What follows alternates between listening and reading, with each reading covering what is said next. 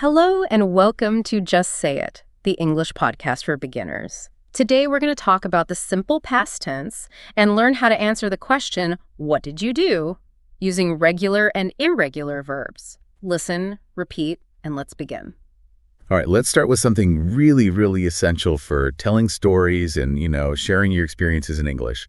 That's the simple past tense. This is your go-to when you want to talk about actions or events that are completely finished. Right. Done. Over. Exactly. Think of it this way. If it started, it happened, and it's all done now, well, you're going to use the simple past. It's for actions that are firmly in the past. Yeah, behind you. Like if you say, I watched a movie yesterday, well, the watching is complete, right? It's finished. Or she visited her grandparents last weekend. That visit, it ended sometime back then. Got it. And they played soccer after school. Game over. Wrapped up. The main thing here is that the action isn't happening now, and it's not something for the future. It's a past event. That's a perfect way to put it. And the reason this tense is so fundamental, really, is because it's kind of the backbone of telling stories. It's just how we naturally share our experiences. Makes sense. When you think about telling someone anything that happened, maybe just what you had for breakfast or, a big trip you took, you automatically switch into the past tense. So some people call it the narrative tense. Narrative tense. I like that. Yeah, because it lets us set a clear timeline. Put events in order, describe what happened first, then next. Right.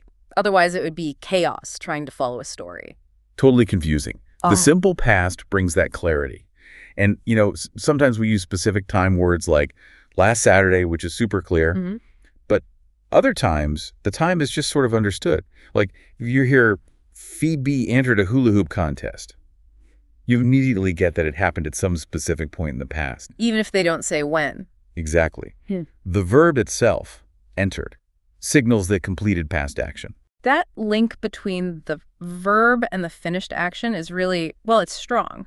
So if we're talking about things that happen and finished, there are usually clues, aren't there? Besides just the verb. Oh, definitely. I mean, we have those helpful words and phrases that pretty much scream, hey, this happened in the past. Exactly. Time markers. These are what we call time words. And they're incredibly useful signals that you're talking about the simple past tense. You hear them all the time, like yesterday, last week, maybe in 2010, or 2 days ago. They're like signposts. Yeah, exactly. Signposts guiding everyone straight to the past. Yeah, they're like your navigation system for past events. Let's break down some common ones. Yesterday, that's just the day before today, obviously. And you can make it more specific, right? Yesterday morning, yesterday afternoon. Yesterday evening. Exactly. Then there's the day before yesterday, which is simply 2 days ago. Yeah. Nice and clear. Okay. And for recent time periods, we often use last. So last month, last year, last night, last Tuesday, even seasons like last fall. Got it. And if you need to go back just one step further, you can say the time unit before last, like the night before last or the week before last. Oh, okay. I've heard that. Yeah. And a really common one is X ago. You just put a number in for X. 3 days ago, a month ago, 8 hours ago, super flexible. And then for specific calendar dates or years, we use in or on, like in 2020 or on October 23rd. Those are great examples. They really show how these words pinpoint the time. And like you said, you hear them constantly. Like you might hear a question, did you wake up early yesterday? Right. And the answer, yes, I woke up early. That yesterday locks it in. Absolutely. Or think about, when did you last visit your relatives? The answer might be, I visited my relatives 2 weeks ago. 2 weeks ago. There's the timestamp. Exactly. Or last month, we met with our academic advisors. Last month tells you when. Or maybe I last saw Ada in March. Again, in March grounds it in the past. Yeah, those are very clear. And it's not just about, understanding the words in your head. It's about really getting a feel for them. Teachers sometimes use this activity. Day's rope jump. Rope jump. How does that work? Well, they put a rope on the floor with spots marked yesterday, today, tomorrow. Yeah. And students physically jump to the right spot when they say the time word. Oh, that's clever. Makes it physical. Exactly. It helps make these time concepts feel more real, Yeah. Shows their actual points in time, not just abstract ideas. Okay, so we know what the simple past is and when to use it thanks to those time words. Now let's get into the nitty-gritty. How do we actually make these past tense verbs? Right. The mechanics. The good news is, for most verbs in English, it's actually really simple. These are the regular verbs, and they follow a nice, consistent pattern. The easy ones. Pretty much. For regular verbs, the rule is usually just add, ed to the basic form of the verb. That's it. Nice and simple. So walk becomes walked. Play becomes played. Talk becomes talked. It really is that straightforward most of the time. Think about verbs like cooked, cleaned, visited, called helped. Traveled, shopped, closed. Right. Enjoyed, majored, exercised, celebrated, parked, dreamed, changed, ordered, shared. All of them just get that "ed" ending. Yeah, that covers a lot of verbs. But while the "ed" rule is generally simple, there are just a couple little spelling things to watch out for to get it perfect. Okay, like what? Well, first, if a regular verb already ends in E, like type or love, you don't add another E plus D, you just add the D. Ah, so type becomes type, T-Y-P-E-D. Exactly. And love becomes loved, L-O-V-E-D. You won't see loved with two E's. Got it. Just add D. Right. And the other main one is when a verb ends in a consonant, but right before that consonant is a single vowel sound, like in knit or admit. Okay. K-N-I-T. One vowel I, one consonant T. Precisely. In those cases, you often double the final consonant before you add the ed. So knit becomes knitted, K-N-I-T-T-E-D. Admit becomes admitted, A-D-M-I-T-T-E-D. Double the consonant. Why do we do that? It's mostly about pronunciation, actually. It helps keep that short vowel sound short. If you just wrote knighted, K-N-I-T-E-D, it might look like it rhymes with lighted, which isn't right. I see. So knitted keeps the short I sound. Makes sense. Exactly. And knowing this helps avoid a really common mistake, which is just forgetting the ed ending altogether. Oh, yeah. Like saying, we talk about the movie. Right when we talked about the movie, that aid sound, even if it's sometimes soft, is super important for showing it's the past. Practice really is the key to making it automatic. Practice makes perfect, as they say. Okay, let's try a little activity right now then. If you're listening, think about yesterday. What did you do yesterday that uses one of these regular verbs? Just one thing. Mm-hmm. Maybe you played with your friends, or perhaps you painted a picture. Did you walked in the park? Maybe you watched TV. Or jumped in puddles, played a game. Yeah, or kicked a ball, danced.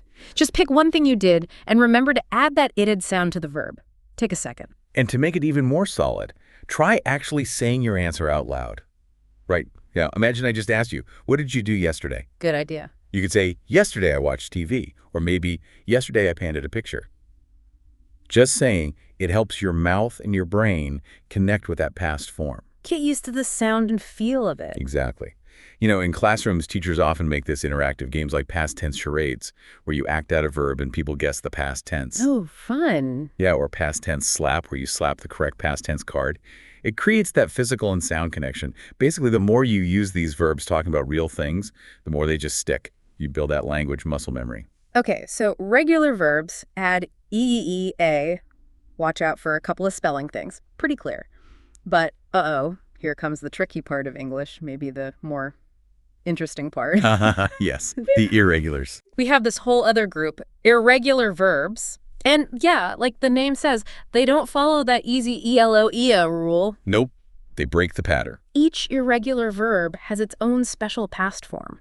There isn't one single rule for them, so you really do just have to learn them one by one. Like go doesn't become good. Right, that just sounds wrong. It becomes went, and eat isn't eated. It becomes ate. They just change in their own way. That's exactly right. And there are quite a few of them, nearly 200 common ones in English. It might sound like a lot. Yeah, a little scary. It can seem that way.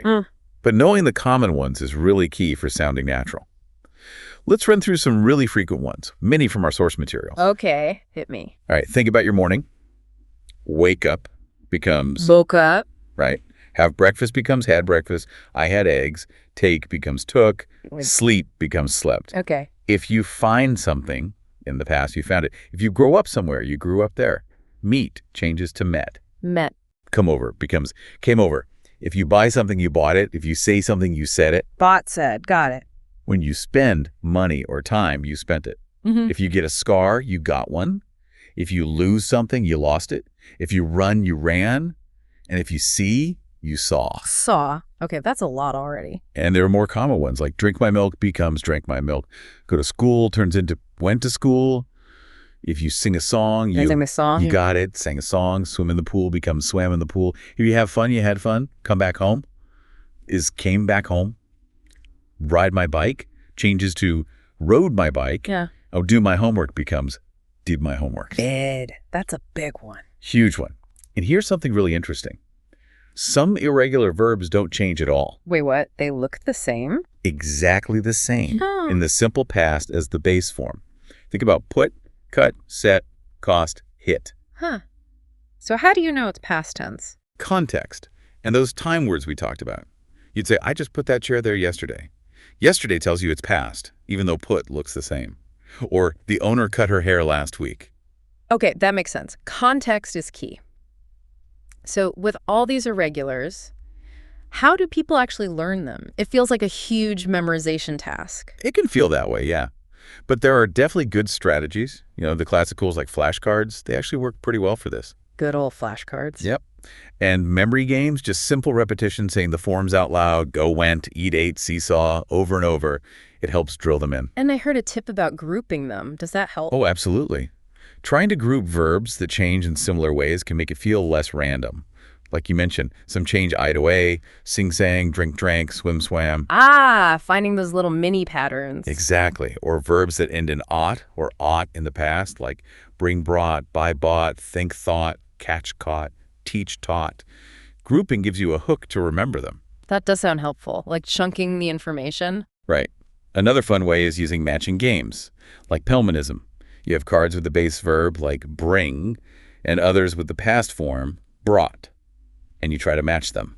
Sing sang, buy bought, sleep slept, fly flow, read read. Or remember that one changes pronunciation, lose lost, run ran, teach taught, wear wore. Makes it a game. Turning it into a game definitely makes memorizing less boring. For sure. But honestly, the biggest thing what experienced speakers and teachers always say is just lots and lots of exposure and practice. Hearing them and using them? Exactly. Native speakers don't consciously think, okay, irregular verb, past tense, it just sounds right, because they've heard it and said it thousands of times. Using things like songs with actions like that. What did you do yesterday? Song, that kind of fun, repetitive input really makes them stick. Yeah, makes sense. And you avoid mistakes like saying, I eat pizza yesterday instead of... I eat pizza. Exactly. Active practice helps fix those common errors. All right, so we know how to talk about what we did using regular and irregular verbs. But what about asking someone else what they did? That's crucial for conversation. Absolutely. And this is where a very important little helper verb steps in. Let me guess. Did? We got it. Did is the key for asking most questions in the simple past. The formula is pretty straightforward once you get it. You start with did, then the subject, you, he, she, they, etc. Then, and this is the really important part, the base form of the main verb. Base form, so not the past tense form. Correct. This trips a lot of people up. When you use did to ask a question, the main verb stays in its simple original form. It doesn't get the ed or change into its irregular past shape. Okay, explain that again. Why? Because did is already doing the job of showing the past tense for the whole question. Think of it like did carries the past tense signal, so the main verb doesn't need to. Okay. Did takes the responsibility. Exactly. So you ask, did you go to work? Not did you went. Even though went is the past of go, use the base form go because did is there. Okay, did you go? Right. Or, did you cook dinner? Not did you cooked, just cook. And did they enjoy the party? Not enjoy, just enjoy. The verb stays basic. Got it. Did plus subject plus base verb. That's the pattern. That's the pattern for most verbs. And yeah, remembering the base form part is probably one of the biggest hurdles, so it's worth repeating. Did handles the past, the main verb stays simple. Okay, I think I get it. Let's hear some examples. Sure. Think about daily routines. What did you eat for breakfast? See? Eat, not ate. Right. How did you get there? Get, not got. What time did you go to bed? Go, not went. Okay, yeah, I hear it now. How long did you sleep last night? Sleep, not slept. Did you do any shopping yesterday? Do, not did. Did Julia find her lost phone? Find, not found. Keeps going, doesn't it? It does. When did you last visit your relatives? Visit. Where did you grow up? Grow up. Did you meet any friends over the weekend? Meet. What did you talk about? Talk. It really covers all sorts of questions, like about parties. Did you attend a party recently? Attend. Exactly. Who did you go with? Go. Who did you meet at the party? Meet. Did you make any new friends there? Make, or family. Did you call your family last week? Call. What did you discuss? Discuss. Okay, the pattern is definitely becoming clearer. Good. It holds true for almost everything. Helping. Did you help anyone yesterday? Help. Visitors. Did anyone visit you last week? Visit.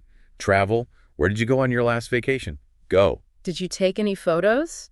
Perfect. Who did you travel with last summer? Travel. Did you fly or drive? Yeah. Fly, drive. What souvenirs did you buy?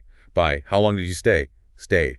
Did you try any new foods? Try. Did you have any problems? Have. It's amazing how consistent it is once you see it. Health, shopping. Did you go to the gym? Go. Did you go to the doctor? Go. What did the doctor say? Say. Did you buy anything special? Buy. What did you shop for? Shop for. Did you find what you needed? Find. How much did you spend? Spend. Who went shopping with you? Went is the answer, but the question uses go. Who did you go shopping with? Ah, right. Who did you go shopping with? Good catch. See, it's tricky. What time did the stores close? Close? How did you pay? Pay. Okay. And personal stuff, too. Where did you go last weekend? Go. How did you meet your best friend? Meet? Did you go to the party? Go. Why did you call me? Call. Did you make dinner? Make. Where did you buy that shirt? Buy. When did you last call your parents? Call. Did you hear the news? Hear. When did you last visit the doctor? Visit. Did you clean your room? Clean. Wow. That rule really covers a lot of ground. It seems like did plus the base form is the key for almost all past tense questions, but you said almost all. Is there an exception? Yes. There's always an exception in English, isn't there? Seems like it. The big exception is the verb to be. Of course. To be is always special. It really is. When you ask a question in the past tense using to be, you don't use did at all. No, did. So what do? You use the past forms of to be, which are was and were, directly with the subject. The formula is just was, where, plus subject. Okay, so was for singular subjects like he, she, it, I. Right. And were for plural subjects like we, you, they, and also for singular you. Yeah. You is always were. So give me an example. Okay. Instead of saying, did Phoebe be happy, which sounds very strange. Yeah, that sounds wrong. You'd ask, was Phoebe in a good mood? See, just was plus subject. Yeah, okay. Was Phoebe, and for plural. Like, were people taking lots of pictures, not did people be, just were plus subject. Was he late? Were they ready? Exactly. No, did needed for to be questions in the past. Got it. Did for most verbs, but just was or were for to be. You got it. Okay, great. So we know how to ask. Now let's talk about answering those questions. If someone asks you something using did, how do you give a positive answer saying, yes, I did that? Right. When you give a positive or affirmative answer, you switch back to using the actual simple past tense form of the verb. The did from the question disappears. Okay, so if the verb is regular, then it's just the subject plus the verb with ed. So if the question was, did you cook dinner? The answer is yes, I cooked pasta. Cook the past form. Right. No, did in the answer. Correct. And if the verb is irregular, then it's the subject plus that special irregular past form. So, did you wake up early? Becomes, yes, I woke up early. Woke up is the past form. Exactly. Or, what did you have for breakfast? Becomes, I had eggs and toast. Using had, the past form of have. This is a really important point, isn't it? Because it's easy to mistakenly keep using did in the answer. It's a very common mistake. Learners might say, yes, I did go to work, but that's usually incorrect for a simple statement. You should just say, yes, I went to work. So rule, no did in simple positive past tense statements. That's the rule. Did is generally just for questions and negative statements when we're talking about the simple past. Okay. Let's hear how those answers sound, maybe connected to the questions from before. Good idea. So question, did you wake up early? Answer. Yes, I woke up early. Question, what did you eat for breakfast? Answer. I had eggs and toast. Did you go to work? Yes, I went to work. How did you get there? I took the bus. Did you go to the gym this morning? Yes, I went to the gym. Did you cook dinner last night? Yes, I cooked pasta. What time did you go to bed? I went to bed at 11 p.m. How long did you sleep last night? I slept for 8 hours last night. Perfect. See how the verb changes to its past form in the answer? Yeah, absolutely. Let's do a few more. Did you watch TV? Yes, I watched a new episode of my favorite show. Did Julia find her lost phone? Yes, Julia found her phone under the bed. When did you last visit your relatives? I visited my relatives 2 weeks ago. Where did you grow up? I grew up in Toronto, Canada. Did you meet any friends over the weekend? Yes, I met a couple of friends for coffee. What did you talk about? We talked about our upcoming vacation plans. Okay, I'm really seeing the pattern now. Ask with did plus base verb. Answer positively with the past tense verb. You got it. Let's keep going. It reinforces the irregulars, too. Yeah. Did you attend a party recently? Yes, I went to a birthday party last Saturday. Using went. Who did you go with? I went with my roommate. Who did you meet at the party? I met my colleague's brother. Did you make any new friends there? Yes, I met some interesting people. Did you call your family last week? Yes, I called them on Sunday. Called regular. What did you discuss? We talked about our holiday plans. Did you help anyone yesterday? Yes, I helped a neighbor with her groceries. Helped. Did anyone visit you last week? Yes, my cousin came over. Came over? Excellent! You're switching between regular and irregular perfectly. Travel questions. Where did you go on your last vacation? I went to Hawaii on my last vacation. Did you take any photos? Yes, I took a lot of photos. Who did you travel with last summer? I traveled with my family last summer. Did you fly or drive? We drove to our destination. What souvenirs did you buy? I bought a handmade bracelet. How long did you stay there? I stayed there for a week. Did you try any new foods? Yes, I tried the local seafood. Did you have any problems during your trip? No, everything went smoothly. Great. Health and shopping? Did you go to the doctor last year? Yes, I went for a checkup. What did the doctor say? The doctor said my health was good. Did you buy anything special? Yes, I bought a new pair of shoes. What did you shop for? I shopped for clothes and a gift for my niece. Did you find what you were looking for? Yes, I found exactly what I needed. How much did you spend on groceries? I spent about $150 on groceries. Who did you go shopping with? Remember the question, use go. Right. My sister went shopping with me. Perfect. What time did the stores close? The stores closed at 9 p.m. How did you pay? I paid with my credit card. Fantastic. The structure is really consistent. You're using the simple past form directly in the positive answers. Okay, feeling good about positive answers. But what if the answer is no? What if you didn't do something? The negative statements. This is where our friend did comes back, but this time with not. So did not or didn't. Exactly. The formula for negatives is subject plus did not, or the contraction didn't, plus the base form of the verb. Wait, base form again, just like in the questions. Precisely. Just like in questions, when you use didn't or did not, the main verb stays in its simple original form. Didn't takes care of showing the past tense and the negative part. Okay, so didn't does double duty, past and negative. So the main verb just chills out. Haha, exactly. The main verb chills out. So you'd say, she didn't watch the movie. Not she didn't watch, just watch. Or they didn't finish their homework, not didn't finish. Correct. Didn't finish. Base form, finish. That's another really crucial point then. Base form with did in questions and base form with didn't in negatives. It's super critical for getting the past tense right. Let's try a few negative examples. Question. Did you do any shopping yesterday? Negative answer. No, I didn't do any shopping.